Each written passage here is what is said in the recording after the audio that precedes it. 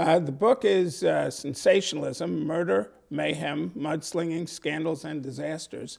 And actually, I edited it together with David Buehler of Zared University in Abu Dhabi. So sensationalism is a very interesting thing because it exists to sell newspapers. It has all different kinds of forms, but it goes only to a certain limit because it's as much entertainment as it is shock.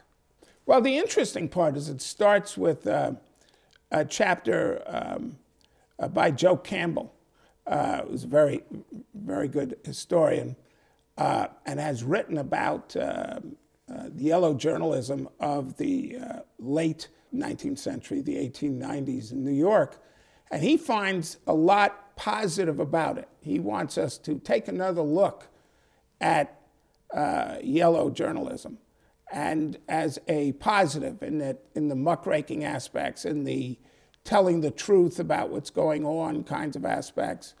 And we do have to remember that. The other thing we have to remember is what de Tocqueville said, who came to America in 1830s on a mission from the French government and ended up writing Democracy in America, a very good look at America at that time. What he said was, this scandal mongering of the press is essential to American democracy. So he said it's a very good thing also. So it's a very interesting thing. I mean, the book does not make a negative judgment about sensationalism. Sensationalism is fundamental. It's with every story. The most famous picture that ever actually appeared in the newspaper was Skipping Centuries to 1927, which was the picture of somebody in an electric chamber that was a camera snuck in that appeared on the front page of the Daily News, actually shot by a Chicago Tribune person from, I think, a camera on his ankle. And so this has been going on a long time, and it's essential, especially in political terms, to our democracy. Do you feel that sensationalism has changed between the 19th century to the 20th century? It changed throughout the 19th century. So sensationalism has been around for a long time. We start in the book, and the beginnings of sensationalism in the American press had to do with politics and the mudslinging and scandal mongering of the late 1700s and the early 1800s, and Jefferson and being accused, it turns out correctly, of sleeping with his slave. The press went after them horribly, and that is the same at this moment. But this has gone through different periods and different times. For example, when I first got into this business back in the 60s and 70s, I had a friend, William Rivers, who was my professor at Stanford, who used to talk about the Kennedy era when he was a reporter. And during the Kennedy era, everybody knew, and everybody kept a list, a private list, of who they thought Jack Kennedy was sleeping with. But nobody ran the story. So in different periods and in different situations, we either as a culture run the story and run with the story, as I think we would today, but I'm not sure, or we wouldn't. And no one ran with the Eisenhower questions.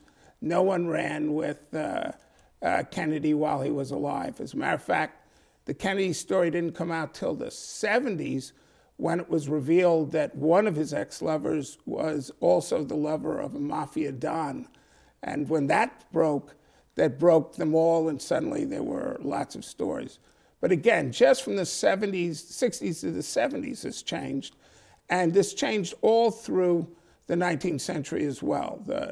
Again, the 19th century press, where it started was lots and lots of little political newspapers in every town.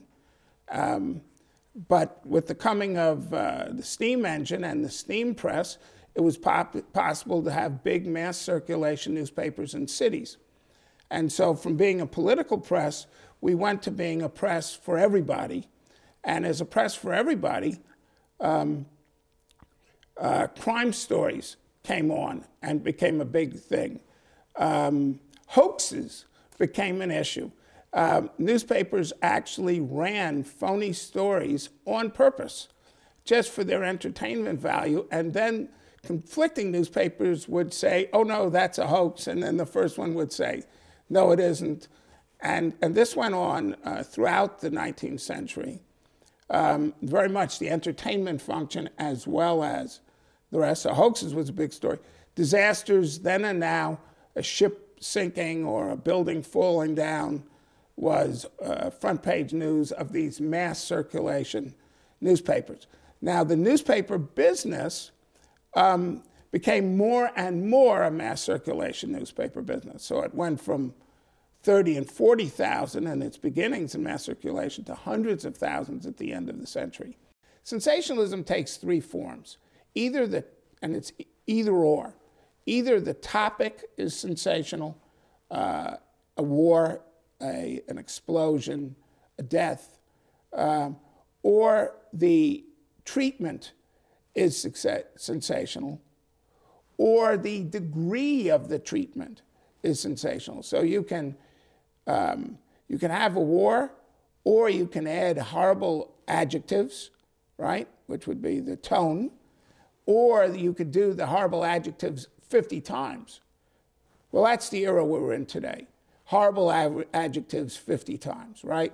What they say about President Obama on many news shows is, if it were about a private citizen, would be libelous all day long, right? I mean, it's every possible negative thing that can be said in the worst imaginable language. We don't pull any punches today.